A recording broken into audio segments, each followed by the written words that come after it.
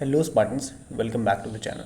ठीक है, हम आज इसमें वर्ड पावर के through extremist phase of nationalism की नेक्स्ट वीडियो डिस्कस करते हैं। अच्छा, ये कोई डिस्क्रीट वीडियोस नहीं है। इसमें यह है कि हमने पहले PQRS में हमने मॉडरेट फेज ऑफ हिस्ट्री को डिस्कस किया था और अब हम वर्ड पावर के थ्रू आपका एक्सट्रीमिस्ट फेज ऑफ हिस्ट्री को डिस्कस करने की कोशिश कर रहे हैं।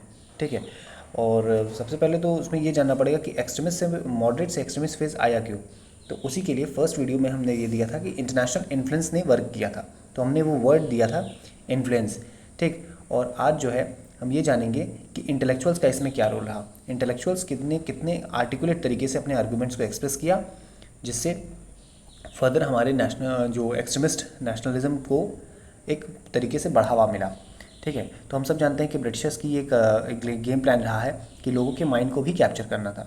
ठीक है, कॉलोनियल सिर्फ मतलब वो अपने स्वॉर्ड के दम पे नहीं था, वो इंटेलेक्चुअली भी अपने आप को दिखाना चाहते थे कि हम कितने, हमारी हिस्ट्री कितनी सुपीरियर है।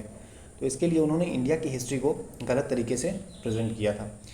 अब इसी फैक्ट को काउंटर किया था इंडिया के इंटेलेक्चुअल क्लास ने, जिसमें स्वामी विवेकानंद आते हैं, स्वामी दयानंद सरस्वती जी आते हैं। इन लोगों ने बहुत आर्टिकुलेटली अपने आर्गूमेंट को एक्सप्रेस किया कि इंडिया की जो हिस्ट्री है वो भी ब्राइट है। ऐसा नहीं है कि जो ब्रिटिशर्स दिखा रहे हैं कि सिर्फ गलत ही गलत इंडिया में था।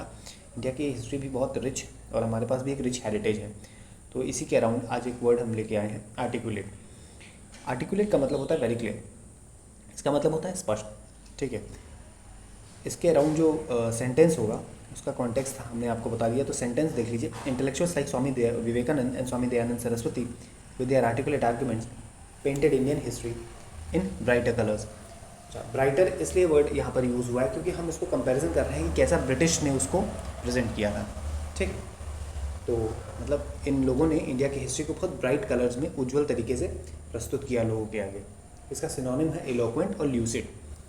कि intellectuals like Swami Vivekanand and Swami Dayanand Saraswati with their eloquent arguments कह सकते हैं, या with their lucid arguments painted Indian history in brighter colors। ठीक है, और इसका एंटोनिम जो है वो है inarticulate, equivocal और ambiguous। ठीक, ये भी कह सकते हैं कि intellectuals like Swami Vivekanand and Swami Dayanand Saraswati with their unequivocal, क्योंकि equivocal है खुद एक मतलब कि इक्विवोकल का मतलब होता है अस्पष्ट। ठीक, जब हम अनइक्विवोकल लगाएंगे तो ये एंटोनिम से जाकर सिनोनिम में बदल जाएगा आर्टिकुलेट के, मतलब बहुत अस्पष्ट तरीके से।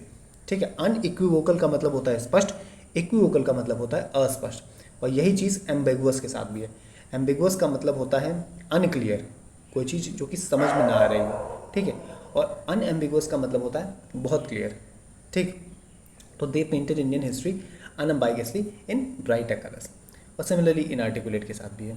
हमने जब इक्विवोकल और एम्बाइगस को इसमें सेंटेंस में यूज़ किया तो हमने उनके साथ अन लगा दिया, UN, जिसका मतलब होता है अनइक्विवोकल, और एम्बाइगस जिसका मतलब होता है कि क्लियर, स्पष्ट। लेकिन अगर आप इक्विवोकल और एम्बाइगस देखेंगे तो इसका मतलब है अस्पष्ट। ठीक है, ओके, थैंक यू।